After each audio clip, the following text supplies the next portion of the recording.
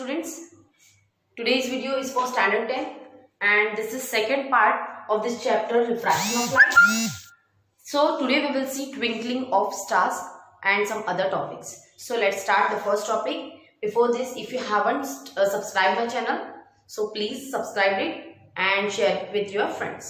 First, twinkling of stars. तो एक question दिया है. There are two questions given in your book. Have you seen a mirage, which is an illusion of appearance of water on the road or in on a hot road or in a desert? तो क्या कभी आपने ऐसा देखा है कि रास्ते से आप जा रहे हो, कार में से जा रहे हो, बस में से जा रहे हो और काफी दूरी पर, थोड़ी दूरी पर आपको रास्ते में ऐसा नजर आ रहा है कुछ कि जमीन पर कुछ गीला है. ऐसा कभी ऑब्जर्व किया होगा तो, नोटिस किया होगा तो हो सकता है. बट फिर भी मैं आपको बता दूं कि समर में जब हम ट्रैवलिंग करते होते हैं तो समय पे हमें, जब ट्रैवलिंग के दौरान हमें रास्ते पर कुछ गीला पानी गिरा है ऐसा लगता है, और जब हमारी गाड़ी वहां से जाती है तो हमें कुछ नहीं दिखता है, मतलब वहां कुछ भी गीला नहीं, कुछ नहीं होता है. तो ये जो हमको इल्यूजन नजर आ रहा है, अपीयरेंस जो दिख रहा है कि कुछ तो वाटर गिरा है, ऐसा हमें जो इल्यूजन आ रहा है, तो ये क्यों होता है? It is only because of refraction of light. Refraction क्या होता है मैंने फिर भी एक बार बताया था, इसके पहले के वीडियो में हमने देखा था और 3 लॉज भी देखे थे. अगर आपने वो वीडियो नहीं देखा होगा तो पहले वो देख लीजिए, वो समझ में आएगा तो ही आपको ये समझ में आएगा. So let's start. क्या होता है तो थोड़ा बुक पढ़ के अगर समझाऊँ तो ज़्यादा बेटर होगा. देख लेती हूँ. कुछ लिखा है, local atmospheric condition affects the refraction of light to some extent. क्या होता है कि हम जब ये कहते हैं कि अलग अलग मीडियम से लाइट गुजरती है तो लाइट बेंड होती है, ये हमने पढ़ा था. तो लोकल जो हमारा लोकल एटमॉस्फेयर है ये भी अलग अलग मीडियम, हर बार अलग अलग मीडियम होता है. अब अगर मैं यहाँ खड़ी हूँ, थोड़ी देर में यहाँ हवा बहने लग जाए तो ये मीडियम कुछ अलग हो जाएगा. हो सकता है अगर यहाँ पर बहुत ज़्यादा क्या बोलेंगे भट्टी जला दी हो या कुछ हमने ऐसा आग लगा दी हो तो क्या होगा कि यहाँ का टेम्परेचर बढ़ जाएगा, तो ये एक अलग मीडियम हो सकता है. तो हमारा जो लोकल एटमॉस्फेयर होता है ये भी अलग अलग मीडियम जैसा काम करता है. फिर दिया है कि इन बोथ द एग्जाम्पल्स, अब मतलब बोथ एग्जाम्पल्स मतलब जो 2 क्वेश्चंस दिए हैं आपकी बुक में पेज नंबर 76 पे, तो the air near the hot road और desert surface and near the होली flames is hot and hence the rare than the air above it. क्या बोला है कि जो एयर होती है, कहाँ की एयर, हॉट लैंड के ऊपर की जो एयर होती है वो ज्यादा गर्म होती है. समर में अगर हम कंसीडर करते हैं तो जो air above the land, hot land is hot, वो जो एयर है वो हॉट है. किसके कंपैरिजन में? Compare to the air above it. उसके ऊपर में जो हवा है उसके कंपैरिजन में जो जमीन के पास की हवा है वो बहुत गर्म होती है. वैसे डेजर्ट में भी होता होगा है ना, जब डेजर्ट भी वैसे ही सेम है. लैंड अगर गर्म हो रही है तो उसके ऊपर की एयर भी बहुत ज्यादा गर्म होगी और उसके ऊपर की लेयर उतनी गर्म नहीं होगी. तो यही हमें क्या दिख रहा है, 2 अलग अलग मीडियम नजर आ रहे हैं. ठीक है, तो एयर जो है उसकी लेवल, गर्म होने की जो लेवल है वो अलग अलग होती होगी. बहुत जमीन के पास है तो उतनी लेयर बहुत ज्यादा गर्म, उसके थोड़े ऊपर की थोड़ी कम, उसके ऊपर की थोड़ी कम, उसके ऊपर की थोड़ी कम, ऐसा ये एक मीडियम में अलग अलग नजर आ रहा है. अब समर में होता क्या एग्जैक्टली, अगर आपने ये चीज देखी होगी, इसे हम मैरिज कहते हैं, अगर आपने ये चीज देखी होगी तो आपको बहुत अच्छी से मतलब समझ में आएगा कि हम इस कौन सा कंसेप्ट पढ़ रहे हैं. अदरवाइज बहुत से स्टूडेंट को ये समझाया जाए तो अगर ये इन्होंने देखा ही नहीं है तो उन्हें ये चीज समझ भी नहीं आती. ऐसा तो हमने कभी देखा ही नहीं, ऐसा तो हमने कभी देखा ही नहीं, ऐसा हो सकता है. तो मैं क्लियर कर देती हूँ. क्या होता है कि सनराइज इस पेड़ पर टकराई. एक्चुअल में यहाँ पर पानी जैसा दिखने वाला है हमें, और उस पानी में यहाँ के इसके सामने जो भी इमेज होगी वो हमें दिखेगी. तो यहाँ पर जैसे ट्री है तो वो ट्री हमें जमीन पर दिखेगा. ये जमीन है, लैंड है. ठीक है, एक ट्री है, इसके ऊपर लाइट रेज गिरी. अब ऐसे तो बहुत सारी चीजों पे लाइट रेज गिरती है, तो होता क्या है, लाइट रेज गिरी तो एक पर्टिकुलर डिस्टेंस से देखा जाए तो ऐसा हमें नजर आएगा कि ये जो ट्री है ये हमें जमीन पर नजर आ रहा है. क्या होगा कि लाइट रेज तो नीचे नीचे आएगी, ट्रैवल होगी, कहीं पर भी ट्रैवल होगी. कितने सारी लाइट रेज गिरी है, इतनी है क्या, पर हम 2 रेज से कंसीडर करेंगे. क्या होगा, इसके ऊपर लाइट रेज गिरेगी और लाइट रेज अलग अलग मीडियम से होके गुजर रही है, तो इसलिए ये बेंड होते होते ऐसी आ रही है. आप बोलेंगे लाइट रेज टीचर एकदम ऐसे कैसे जा रही है, तो एक्चुअली में हो क्या रहा है, इतने जगह पर अलग अलग लेयर बने हुए हैं, मीडियम बने हुए हैं. इतना बहुत ज्यादा हॉट, इससे थोड़ा कम हॉट, थोड़ा कम, ऐसा कुछ होगा. तो ये लेयर्स नीचे नीचे आएंगे, बेंड होते होते आएंगे, हर एक लेयर से बेंड आएंगे, इसलिए वो बेंड होते कंटिन्यूसली बेंड हो रहा है। जब कोई ऐसे ऐसे ऐसे ऐसे ऐसे ऐसे ऐसे हो रहा है तो उसको मैं कंटिन्यूसली दिखाने के लिए इसी तरीके से दिखाऊंगी। ठीक है, ये लेयर्स बेंड होते होते आए और मान लो कि हमारा व्हीकल है, जो भी हम यहाँ बैठे हैं, यहाँ खड़े हैं, यहाँ से लाइट हम कैसा देखते हैं। इसके पहले कुछ बताया था मैंने कि लाइट हम स्ट्रेट देखते हैं। हमारी आंखों की जो टेंडेंसी होती है लाइट को देखने की, वो लाइट को ऐसा मूव करते आते हुए नहीं दिखती है। हमें लाइट को हम एग्जैक्ट स्ट्रेट लाइन में देखते हैं। ठीक है, हमारी आंखें वैसी होती है। तो अब क्या करेंगे कि ये हम यहाँ खड़े हैं, तो ये जो रेज है, हमारी आंखें यहाँ से इन रेज को कहाँ देखेगी, स्ट्रेट देखेगी। स्ट्रेट जो है वो जमीन पर आएगा। क्लियर, हम यहाँ पर है, ये ऐसा नहीं है कि हम जमीन के अंदर देख रहे हैं, हम ये जमीन पर ही है, हम यहीं कुछ खड़े हैं और यहाँ से हमारी आंखें उसको स्ट्रेट देखेगी। तो स्ट्रेट दिखेगी तो ये सारी चीजें हमें यहाँ दिखेगा। ठीक है, तो ये जो बना है, ट्री बना हुआ है, ये ट्री हमें जमीन पर नजर आएगा, इसे हम ब्रिज कहते हैं।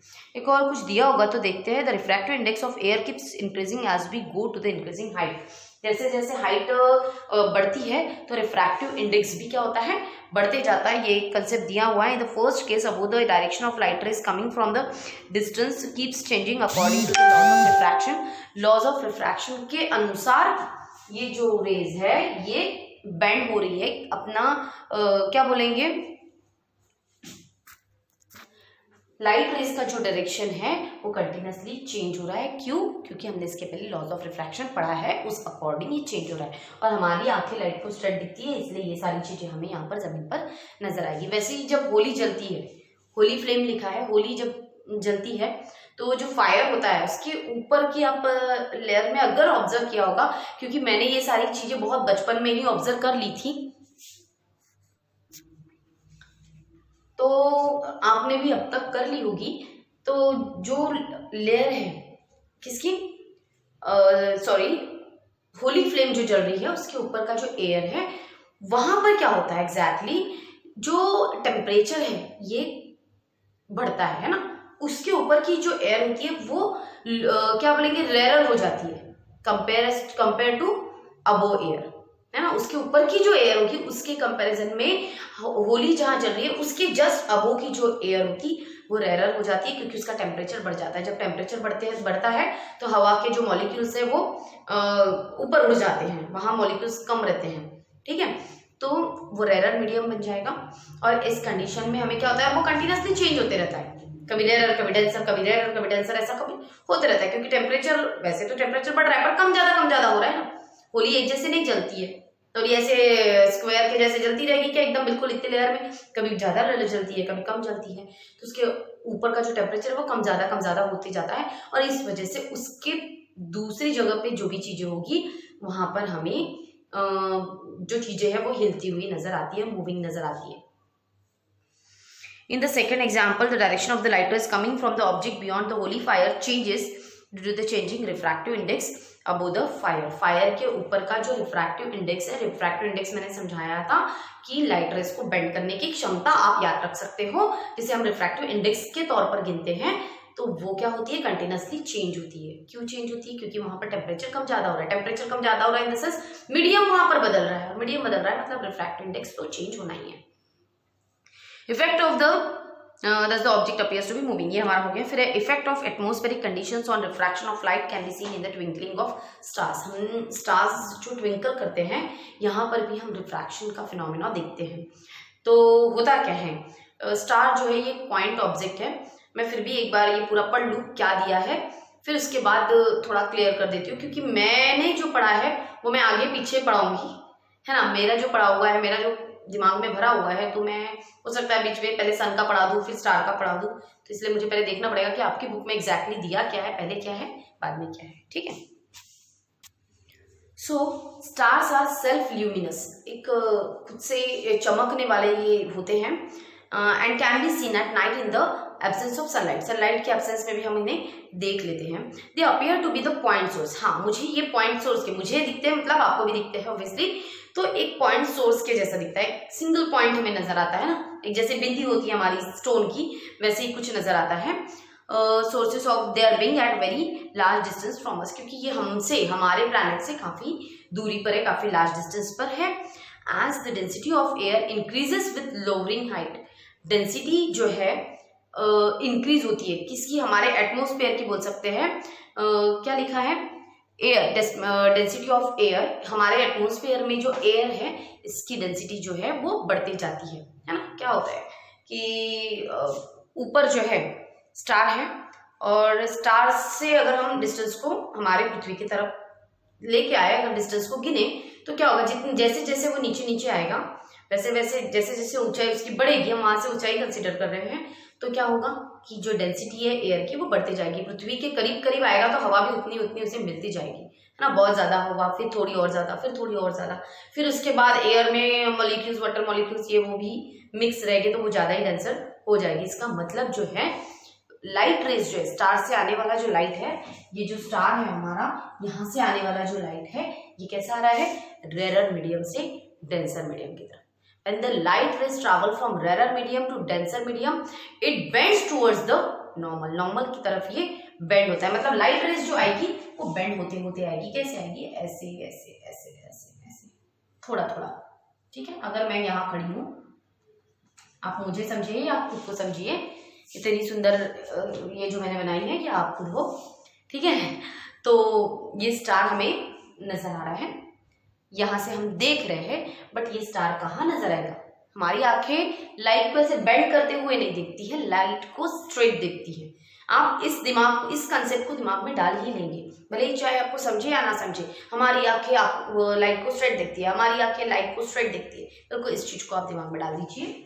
क्या होगा, हम इस स्टार को, सॉरी ये भी स्ट्रेट लाइन नहीं बनी, बहुत अच्छी तो नहीं बनी, आप इसे स्ट्रेट लाइन समझेंगे, ठीक है। पता नहीं अब तो बनेगी भी नहीं, ओके। तो ये स्टार्स जो है मुझे यहाँ अपीयर होगा, आपकी बुक में बहुत अच्छी बनी है, मैंने स्ट्रेट लाइन प्रॉपर नहीं बनाई, तो ये स्टार मुझे यहाँ दिखेगा और दूसरा और दूर दिखाई देगा, बहुत दूर दिखाई देगा। ये क्यों हो रहा है, तो ये रिफ्रैक्शन की वजह से हो रहा है। देखो रिफ्रैक्शन हो रहा है, लाइट एक मीडियम से दूसरे मीडियम में, दूसरे मीडियम में से तीसरे मीडियम में जाते जा रहा है, और इसकी वजह से वो बेंड होते जा रहा है, और लाइट को हमारी आंखें स्ट्रेट दिखती है, इसका मतलब हम उसे यहाँ देखेंगे। क्लियर। इसके बाद दिया the apparent position of the star keeps changing a bit. Apparent position किसे कहते हैं, तो ये होता है रियल पोजीशन। स्टार तो यहाँ था, this is apparent position, okay. तो इन्होंने क्या बोला है, the apparent position of the star keeps changing a bit, this is because of the motion of atmospheric air and changing air density and temperature. क्या होता है कि एयर जो है कंटिन्यूसली बहते रहती है, हवा बहती रहती है, तो और डेंसिटी कम ज़्यादा होती रहती है, हवा के बहने से ना बहने से भी डेंसिटी पर फर्क पड़ता है, टेम्परेचर कम ज़्यादा होता है, टेम्परेचर अगर कम या ज़्यादा होता है तो भी डेंसिटी पे फर्क पड़ता है। तो इसका मतलब क्या है, मीडियम चेंज होते जाता है, and because of this the refractive index of air keeps changing. अब मीडियम चेंज हो रहा है, इसका मतलब ही क्या हो रहा है, तो वहां पर रिफ्रैक्टिव इंडेक्स भी चेंज हो रहा है, बेंडिंग की क्षमता है ना, हमने हमारी भाषा में याद कर लिया है। तो जो बेंड करने का जो ये होता है, जिसको हम रिफ्रैक्टिव इंडेक्स कह रहे हैं, वो भी चेंज होता है। बिकॉज ऑफ दिस चेंज, अब ये कंटिन्यूसली चेंज हो रहा है, हवा कम ज्यादा हो रही है, टेम्परेचर कम ज्यादा हो रहा है, तो डेंसिटी कम ज्यादा हो रही है, इस वजह से क्या होता है कि रिफ्रैक्टिव इंडेक्स भी कम ज्यादा होते रहता है, कंटिन्यूसली होता है। इस वजह से हमें ये स्टार जो है, ये ब्राइटनेस इसकी कम ज्यादा होते हुए नजर आती है। और क्या बोला है, keeps changing continuously and the stars appears to be twinkling, और स्टार हमें ट्विंकलिंग करते हुए नजर आता है। इसकी पोजीशन तो हमें चेंज आती है, ये मैंने पहले ही बताया था आपको, तो पोजीशन भी चेंज होती है, ये ट्विंकलिंग करते हुए भी नजर आता है। बस ये दो चीजें हैं जो हमें ध्यान में रखना पड़ेगा। ये एक क्वेश्चन का आंसर भी स्टूडेंट।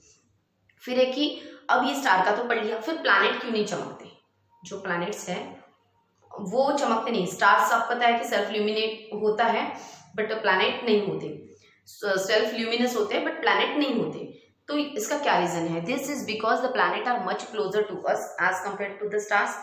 इसका रीजन ये है कि प्लैनेट जो है हमारे अर्थ से बाकी प्लैनेट जो है काफी पास है, करीब है, as compare to stars, stars की कंपैरिजन में काफी करीब है।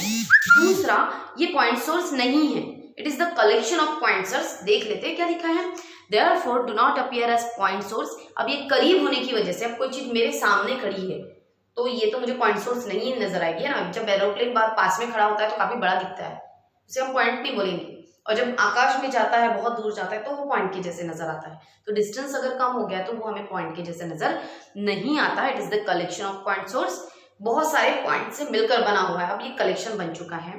Because of changes in the atmosphere, refractive index of the position as well as brightness of individual object source change, but the average position and total average brightness remains unchanged and planets do not twinkle। क्या बोला है? अब क्या होता है कि जो stars होते हैं ये पॉइंट सोर्स होते हैं, और जब रिफ्रैक्टिव इंडेक्स चेंज होता है, क्या बोला है? Because of change in atmospheric refractive index the position as well as the brightness of individual point source. जब सिंगल पॉइंट सोर्स होता है और जब रिफ्रैक्टिव इंडेक्स चेंज होता है तो उस कंडीशन में वो हमें उसकी पोजीशन, सिंगल पॉइंट सोर्स की पोजीशन भी चेंज होती हुई दिखती है और वो ट्विंकलिंग करते हुए भी नजर आता है। बट जो प्लैनेट होते हैं ये एवरेज होता है, पूरे पॉइंट सोर्स से मिलकर बना होता है, बहुत सारे पॉइंट सोर्स है। तो उन्होंने एक वर्ड यूज किया है कि average position and total average brightness, ये कभी चेंज नहीं होता, ये remain unchange and therefore and planets do not twinkle, इसीलिए प्लैनेट्स जो है नहीं चमक पाते हैं। क्लियर हुआ? जब सिंगल पॉइंट है तो वो चमकेगा। बहुत एग्जाम्पल मैंने लिया था ऐसा, हो सकता है आपको कोशिश करती हूँ समझाने की कि अगर मैं सिंगल बिंदी लगाती हूँ स्टोन वाली, तो क्या होता है कि शादी ब्याह में अगर हम जाते हैं तो देखना बहुत बार फोटो खींची जाती है हमारी, तो वो सिंगल स्टोन जो है बड़ा अच्छे से चमकता है। अगर याद रखने के लिए आप ये एग्जाम्पल को याद रखेंगे लेकिन एग्जाम में नहीं लिखेंगे, it is only for the understanding of yourself. So student, जब सिंगल बिंदी लगाती हूँ, लगाया है या मैंने लगाई है, आपने लगाई है, तो इसके ऊपर जब लाइट गिरती है, फिलहाल तो हमें लाइट गिरेगी तभी वो चमकने वाली नजर आएगी, तो ये बहुत अच्छे से खुल के चमकती है। बहुत बार तो फोटो में इसकी चमक एकदम अलग से नजर आ जाती है। बट जब हम बहुत सारे स्टार्स से मिलकर बिंदी लगाते हैं, एक उसके आजू बाजू में बहुत सारे 5-6, तो उस कंडीशन में क्या होता है कि वो जो बिंदी है वो व्हाइट कलर की ही नजर आती है, फोटो में तो नजर भी नहीं आएगी। उसके ऊपर गिरेगा तो भी वो पॉइंट सोर्स न होने की वजह से उतना क्या बोलेंगे, उसका ब्राइटनेस कम ज्यादा नहीं होगा। तो यही कुछ ऐसा हो सकता है। ठीक है, ये समझाने के लिए था। आप एग्जाम में ऐसा कुछ भी स्टूडेंट लिखेंगे नहीं, एग्जाम्पल ऐसा देंगे नहीं, अदरवाइज मार्क्स भी आपको 0 ही आएंगे। फिर डिस्पर्शन ऑफ लाइट देख लेती हूँ, कुछ है नहीं। हाँ, by sunrise we mean the appearance of the sun above the horizon. ये समझाने के लिए मुझे बड़ा अच्छा लगता है। अब स्टूडेंट, एक हमारे बुक में दिया हुआ है कि सन जो होता है राइज होने के पहले,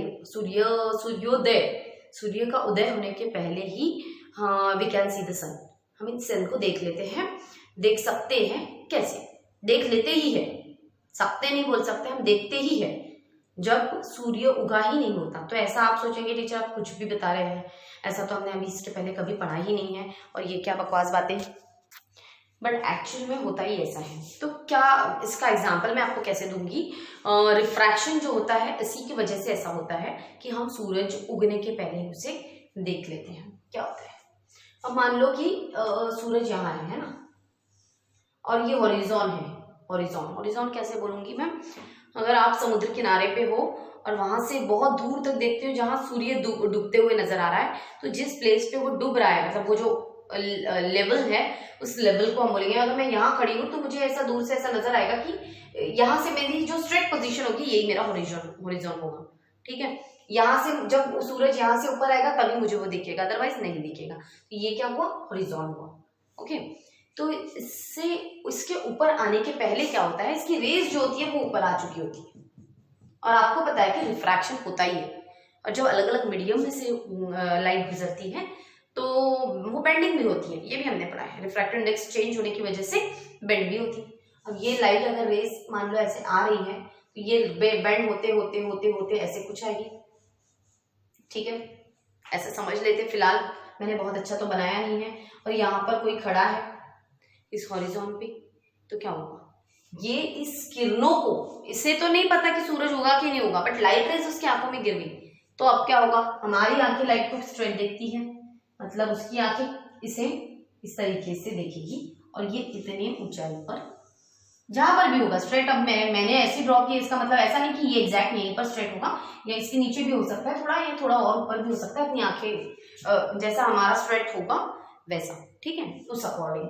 ये सूरज जो है अब तो सवेरे मतलब मॉर्निंग हम बोलेंगे, अर्ली मॉर्निंग में अगर 5 बजे हो गए या 5:30 बजे अगर सूरज उग रहा होगा तो उसके 2 मिनट पहले ही हम उसे देख लेते हैं। एग्जैक्ट टाइम मुझे ध्यान में नहीं है, दिया है क्या वो भी नहीं पता मुझे, पर कुछ समय पहले हम उसे देख लेते हैं। कहीं मैंने बुक में पढ़ा था 2 मिनट का फासला मैंने देखा था। ये रेज जो है ये आंखों में गिरने की वजह से हम इन्हें स्ट्रेट देखते हैं। तो ये सूरज उगा ही नहीं है, अभी तक नहीं आया ऊपर, लेकिन फिर भी हमने इसे ऊपर देख लिया है, हॉरिजॉन के ऊपर। Clear student? तो ये होता है एग्जैक्टली, और इसे कहते हैं apparent position, and this is, गलत हो गया, sorry, this is real position, this is apparent position. Okay,